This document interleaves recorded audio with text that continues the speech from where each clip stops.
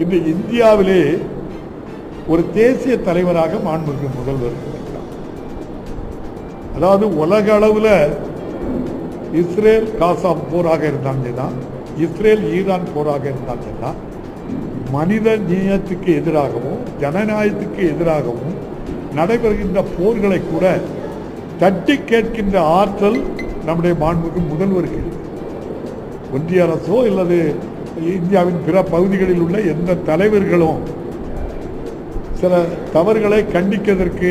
தயங்கினால் கூட நம்முடைய மாண்புமிகு முதல்வர் தயக்கம் இல்லாமல்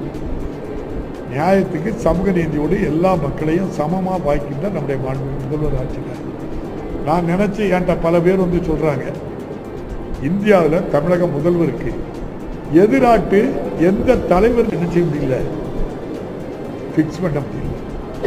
அவருக்கு எதிராட்டு யாரை நிறுத்துவது